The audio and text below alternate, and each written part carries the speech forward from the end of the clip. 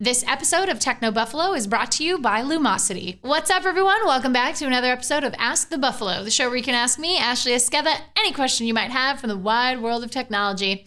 Every Tuesday, we put up a call for questions on technobuffalo.com. You can leave your question in the post comments, or you can send them to me at any time of the day or night at technobuffalo or at Ashley Esqueda on Twitter. But make sure you use the hashtag AskTheBee so I can see it, and usually I answer between 3 and 5 questions every episode. Let's get answering. This is Ask the Buffalo.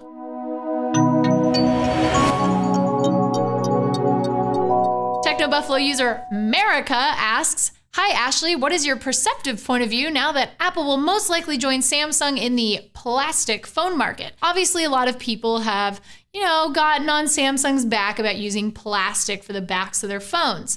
But we have to remember that the iPhone 5C is going to be an emerging market device, meaning it's going to be inexpensive. It's meant to be plastic. I don't think that they would want to use something like glass on the back of a device or anodized aluminum. Of course, nobody would get on Samsung for making one of their smaller, lesser phones have a plastic back. But of course, if it's a flagship, you want it to have the most premium quality materials possible, don't you?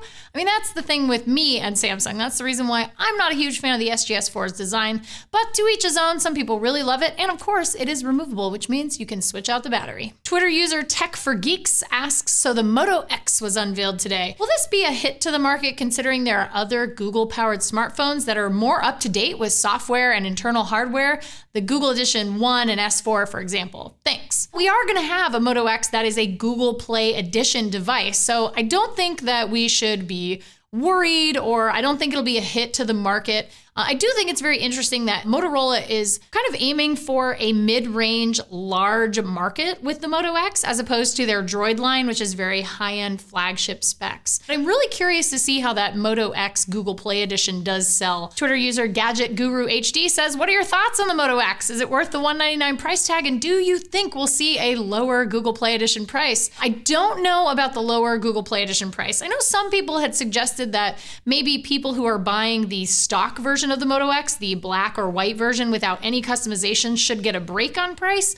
However, at the end of the day, I don't think that makes sense, because then you're kind of killing the reason to get it customized. So if you're kind of charging people a premium for those custom device modifications, then it kind of doesn't make sense. And I don't think anybody would pay the extra, let's say $50 or $20 or whatever to get it customized. As for the Moto-X itself, I think, again, like I said, it's very much targeted at a broad audience. So this is not a phone necessarily for you and me. We are tech nerds. We are die-hard gadget people. We want to know the specs. We want to know everything about the device. It's got to be the best of the best of the best. And we're willing to pay for that. However, this phone is $199 on contract, which is a little bit brutal for anybody looking for a device, especially now that we've seen the HTC One down to $99 on contract and the SGS4. So this is definitely a really interesting move by Motorola, and not one that I'm sure will pay off. So it'll be really interesting to see how this device actually sells when it comes out for all 5 carriers. At Mew Felix asks,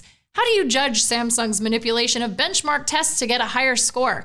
This is a kind of scandal that happened earlier this week where it was revealed that Samsung was manipulating their devices to get higher benchmark scores. But I think at the end of the day, we put too much stock in these ridiculous, silly benchmark tests. It's sort of like when sites do things like run special video software to loop a video over and over and over again to kill the battery. I mean, for me, that's not how people use a device in real world. And the thing is regardless of what a benchmark score is on a device, at the end of the day, it really boils down to how the device uses in your hand during the day while you're out and about. You're not going to say to somebody, yeah, man, this phone benchmark 12,564. You're never going to say that to somebody, but you are going to say, this phone is so fast. It is so smooth. I love it. I use it every day. And I've never had it slow down. So I think we put a little bit too much stock into benchmarking, but for the people who really do put a lot of stock in it, I do think it's a little bit, obviously it's cheating if it's the case. I mean, allegedly Samsung is doing this. So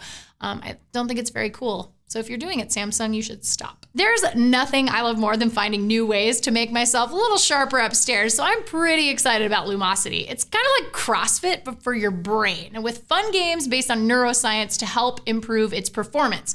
You can build your own training program to help enhance your memory and attention, and I think we all know we can use a little more focus in the world of YouTube, videos, apps, and oh, shiny! I'm sorry. Obviously, I need some more work. But it's easy to see where I stand with Lumosity's detailed training summaries. I can keep track of progress and see areas where I need improvement. Over 40 million users have experienced the brain-sharpening power of Lumosity, and you can too.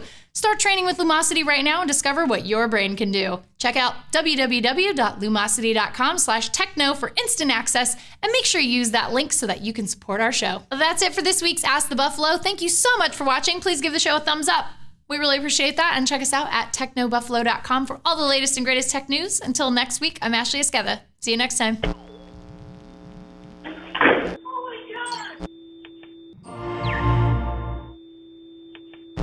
That's it for this. Oh my God, Ralph, why do you hate us? I waited till you really did. Thank you. You were choking to death back there. Hey guys, Ashley here. Just wanted to let you know that if you liked what you just saw, we've got 2 other shows that go live every single week. Redinger's Rants, where John totally goes nuts about issues that bug him across consumer technology, and Rumor Roundup, where he tells you all about the best rumors in the world of tech. So click the text below that says subscribe, and if you want to check out either of those shows, click right over here. See you next time. Thanks for watching.